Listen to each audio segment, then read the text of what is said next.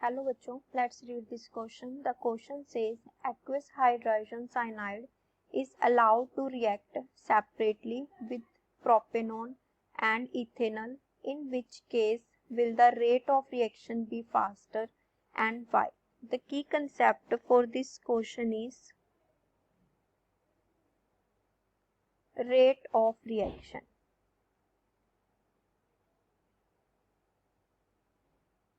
Rate of reaction क्या होता है हमारे पास? It measures the speed of reaction.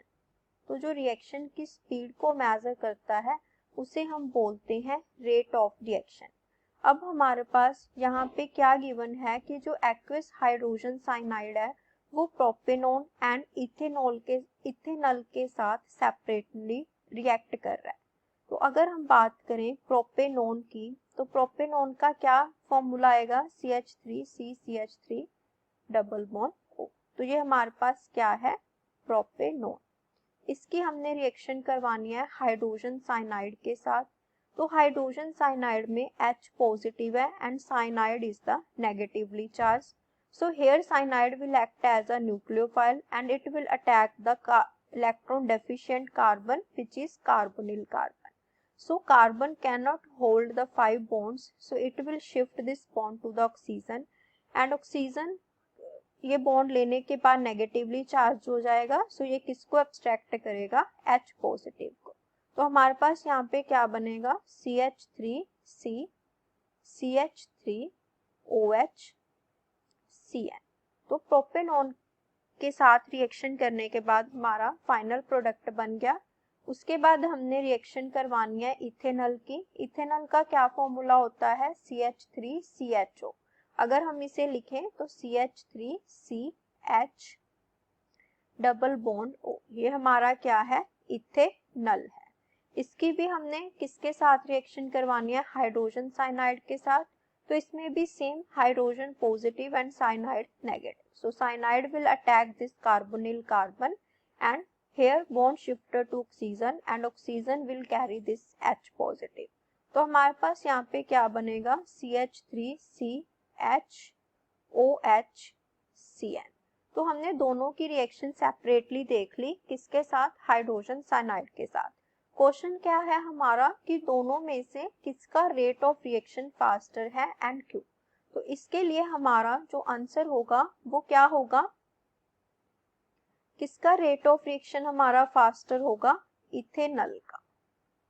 जो इथेनॉल है उसमें जो रेट ऑफ रिएक्शन है वो फास्ट होगा. इसके हमारे पास दो रीजंस हैं.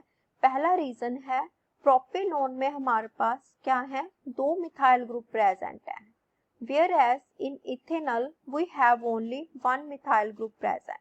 सो इसमें क्या होगा? जो 2 मिथाइल ग्रुप है प्रोपेनॉन में वो न्यूक्लियोफाइल को क्या देंगे? स्टेरिक हिंड्रेंस देंगे. So due to the presence of 2 methyl group, due to the presence of 2 methyl group, steric hindrance will occur to the incoming nucleophile. So जो incoming nucleophile है उसको steric hindrance मिल रही है.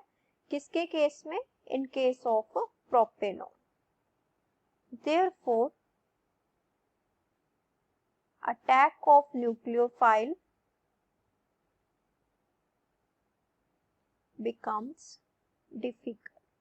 सो जो न्यूक्लियोफाइल का attack है वो क्या होगा? डिफिकल्ट होगा. Therefore और hence rate of reaction decrease. इसकी वजह से जो रेट ऑफ रिएक्शन है वो कम हो जाएगा. लेकिन इथेनॉल के केस में एक प्रेजेंट है, इसकी वजह से जो अटैक है वो फैसिलिटेट होगा. दूसरा रीजन हमारे पास क्या है? जो हमारे पास एल्काइल ग्रुप होता है उसके पास कौन सा इफेक्ट होता है? Plus I effect. Plus I effect का क्या मतलब है? Electron donation. So electron donate to the carbon. So जो इसके पास कार्बन प्रेजेंट है उसको ये क्या करता है, इलेक्ट्रॉन डोनेट करता है। अब हमारे पास प्रोपेनॉन में 2 मिथाइल ग्रुप प्रेजेंट है, whereas in ethanol here is 1 methyl group present. So इस केस में हमारे पास क्या होगा, due to presence of 2 methyl group in case of propanol,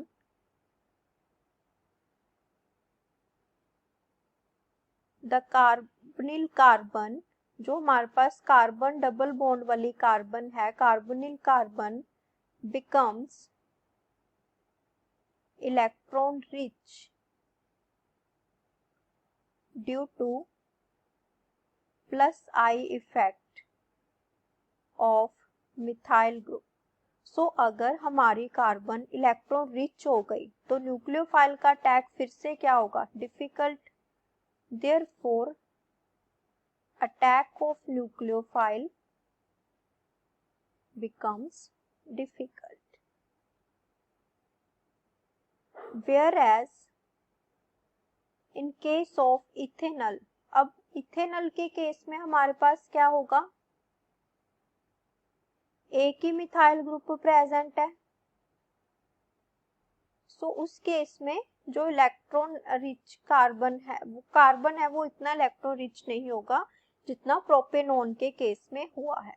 इसकी वजह से भी जो हमारा इथेनॉल है उसमें रेट ऑफ रिएक्शन क्या है, rate of reaction is faster in case of ethanol. So in 2 reason की वजह से जो इथेनॉल है उसमें रेट ऑफ रिएक्शन क्या है, फास्टर है एज कंपेयर टू प्रोपेनॉल।